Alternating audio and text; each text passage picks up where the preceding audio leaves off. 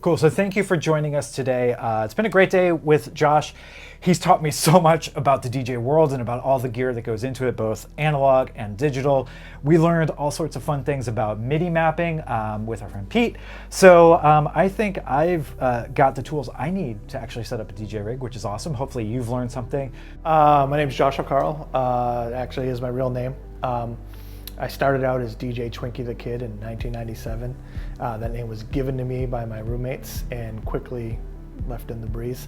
I started DJing because I played baseball in during my college years, and we used to have really good parties with really horrible music. And I had a turntable, I had some records, went and found another horrible turntable, and I basically started DJing these basement parties in the mid-90s, and I showed up to a nightclub to work low-key as a bouncer, and the DJ was this kid, DJ Masai, who I became really good friends with, and he turned to me, he's like, hey man, I heard you, he also played baseball for Northeastern, he's like, I heard you DJ'd. I was like, I messed around a little bit, and he's like, I can't find anybody to cover, can you cover a shift for me? And I said, sure. Now back in that day, you needed to own the records, so he's like, take my records, cover my shift. The owner just happened to be there that night. I had a great night, and he came, he's like, I want you to start doing my Friday nights at my other bar. So my first gig resulted in a residency, which never happens. I faked my way through the first 6 months, and next thing you know, here we are 25 years later, somehow people look to me for advice.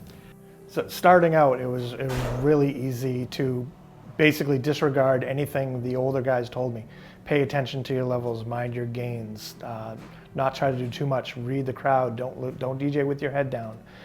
When you're young and sort of want to conquer the world, you don't pay attention to any of that. Now, looking back, when I give advice to younger DJs, I tell them those things. I say you have to mind your gains.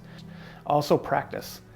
There's no such thing as you've practiced too much in the realm of DJing, because there's so many different facets of DJing that you can go down a new road. If you're like, oh, I've reached the pinnacle, I know how to mix house music, let me see if I can put together like a soul set, like a 60s soul set, and that's a whole different realm of mixing. The gear has changed considerably. Digital, obviously, we live in a realm now. AI is right around the corner. There's already software for production and for DJing that utilize AI. The software is all leaning that way. Everything is software based. Although there is always a sort of torch-carrying group of people that love analog. They'll always bring their turntables, they'll always have their records, that'll always exist, it'll always be longed for.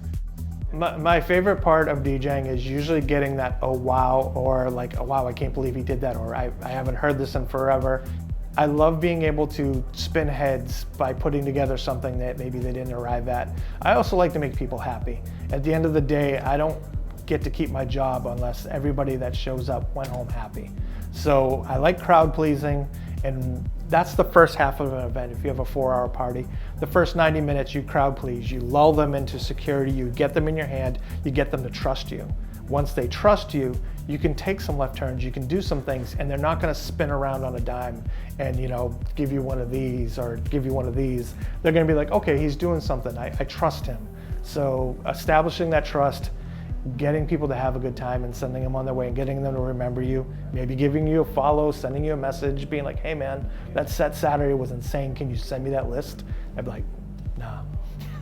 Josh, where can people find you online, and what have you got going on? I know you've got your own business here in New England, so tell us a little bit about that before we go. So my business partner, Stevie B, and I have a company called Profound Groove, and it's a sort of like next level DJ company that handles weddings and parties and corporate events and sound rentals. We actually even load out for DJs who don't have their own equipment. So if you're per se a DJ and you're like, I got booked to do a wedding, but I don't have any sound and lighting, we will come, we will set up everything for you. You just show up as the talent that day and you rock out, and then we pick up and send everything home.